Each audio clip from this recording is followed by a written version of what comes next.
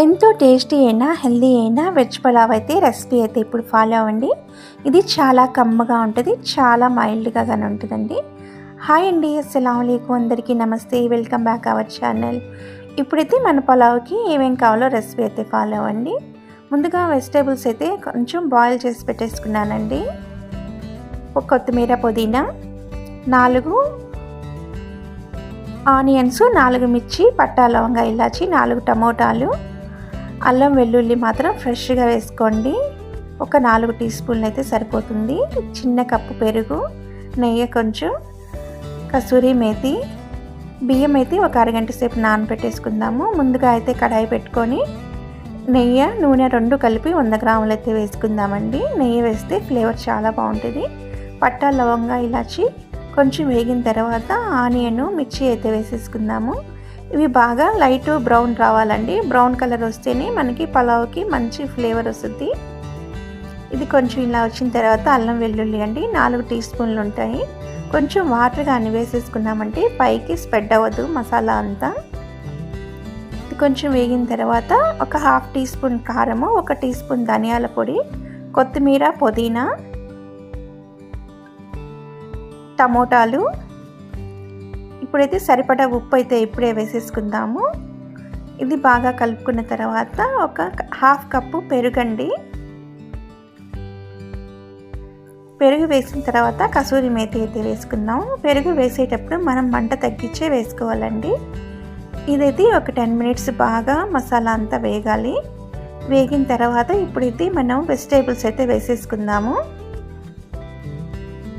Vegetables వేసినప్పుడు ఒక 10 నిమిషాలు బాగా కలుపుకొని మూత అయితే పెట్టేసుకుందామండి. బాగా మీడియం మంటలో పెట్టేసుకొని బాగా మగ్గాలి. ఇదంతా వెజిటేబుల్స్ మసాలా అంతా అబ్జర్వేషన్ అయిన తర్వాత ఇప్పుడైతే ఒక గ్లాసు రైస్కి 1.5 వాటర్ అయితే కొలుచుకుందాము. కొలుచుకొని ఇప్పుడు పోసేసుకుందామండి. వాటర్ డైరెక్ట్గా పోసేసుకుంటేనే పలావ్లో. వాటర్ పోసిన తర్వాత మూత పెట్టేసి ఒక 10 మినిట్స్ బాగా బాయిల్ రావాలండి. ఇది పలావ్ కాబట్టి డైరెక్ట్గా వాటర్ ఇలా పోసేస్తాము. బిర్యానీకి అయితే దమ్ము వేరేగా ఉంటుందండి. ఇప్పుడు బాగా బాయిల్ వచ్చిన తర్వాత బియ్యం అయితే స్ట్రెయిన్ చేసేసుకున్నాము. చెమ్మ లేకుండా స్ట్రెయిన్ చేసుకొని ఇలా వేసేసుకోవాలి.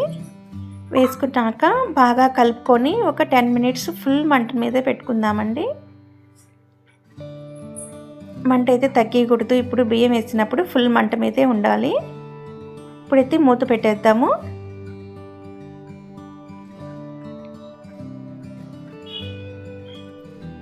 ఇలా బాగా ఉడుకుతున్నప్పుడు ఇప్పుడు మీడియం మంట మీద ఒక 5 మినిట్స్ అయితే వదిలేద్దామండి.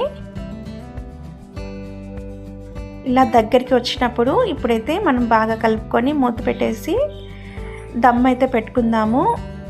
వెయిట్ పెట్టేసి ఒక 10 మినిట్స్ దాకా సిమ్లో అయితే పెట్టేయాలండి. బాగా అంటే గ్యాస్ కాబట్టి 10 మినిట్స్కి తొందరగా అయిపోతుంది.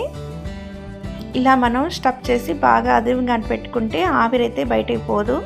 మనం ఏ గోధుమ పిండి ఏం పెట్టాల్సిన అవసరం లేదండి. ఇలా గట్టిగా పెట్టేసిన తర్వాత ఇప్పుడు వెయిట్ పెట్టేసుకొని ఒక 10 మినిట్స్ వదిలేస్తే మన బిర్యానీ అయితే ఆల్మోస్ట్ రెడీ అయిపోతుందండి 10 మినిట్స్కి అయితే.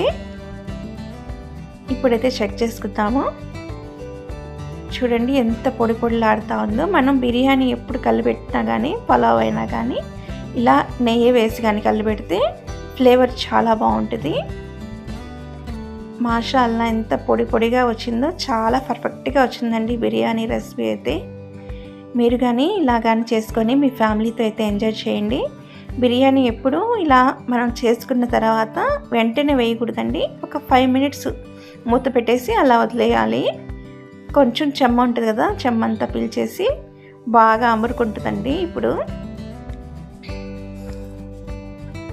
నా వీడియో కానీ మీకు నచ్చితే లైక్ అండ్ సబ్స్క్రైబర్ చేయండి. చూసినందుకైతే మీ అందరికీ చాలా చాలా ధన్యవాదాలు. ఈ రెసిపీ మాత్రం ఖచ్చితంగా మీ ఇంట్లో అయితే చేసుకోండి. మీ ఫ్యామిలీతో కానీ ఇలాగే ఎంజాయ్ చేయండి. నాకు కొంచెం సపోర్ట్ ఇవ్వండి ఇలాంటి వీడియోస్ మరెన్నో చేసేదానికి. ఇప్పుడైతే మా అబ్బాయికి వేసిస్తున్నాను. వేడి వేడి రైసు, రైతా వేసుకొని తింటే టేస్ట్ అయితే చాలా బాగుంటుందండి. మా అబ్బాయి కానీ ఎక్కువ వెజ్జే తింటాడు, నాన్ వెజ్ అంతగా తింటాడు. చాలా బాగుంది మమ్మీ అని చెప్తున్నాడు. నా వీడియో చూసినందుకు మీ అందరికీ చాలా చాలా ధన్యవాదాలు. మరొక వీడియోతో మీ ముందుకు వస్తానండి.